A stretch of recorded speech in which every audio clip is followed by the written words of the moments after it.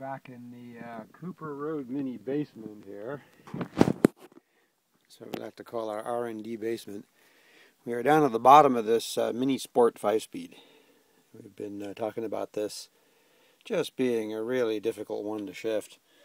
And we kind of guessed what we'd find when we got all the way under here with the various linkages inside of it. And pretty much we were right. It's a compromise at best. I'm trying to get the lighting to work best in here. Let's show you what we're up against here if we can kind of put it through the gears. You can see why it's so difficult. So this top little fork, little lugs I guess you'd call them, that right there is the first gear position, second gear position.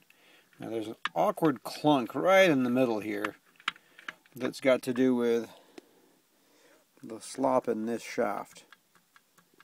And it just seems like right when it is going in right there to that second part of the bore after the machined area, it hits with a clunk.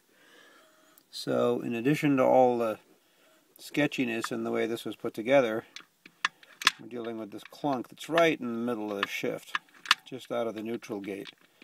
But anyway, first, second. Now I just can't get it to go into third without going into fourth first, maybe. And I've got to finesse it over so carefully to avoid going right into fifth. See, we've already gotten into the fifth position here. And I just have a heck of a time. There. That's the third, fourth gate. And it requires such precision as to the position of this shaft as far as rotation, which that means selecting the gate from the shifter is surgical. And you can see why it's just so damn hard to get this thing to smoothly go in the third and fourth gate without trying to pick up the added bits in here. This stuff kind of clumsily set up where it interferes and makes it almost impossible. Like I said, between second and third is really awkward. I can usually wobble it. That's fourth.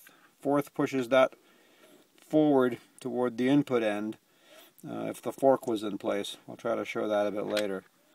But wow, there's the fourth, third, and then just the slightest bit of rotation now knocks it out of those gates into the gap they created, and there's fifth. Right there, if the rest of the bits were there, that's the position for fifth from the shifter. But try as hard as I can try here, I cannot get it to go from the fifth gear position back to the fourth gear position. You can kind of, if you rattle it around, let's see if I can even do it. You can kind of get to that gate again, and maybe, nope, see, no matter what I try to do here, the next thing you know, it works back into the first and second gate. So downshifting from fifth, you do not want to go into second or first, in all likelihood. And wow,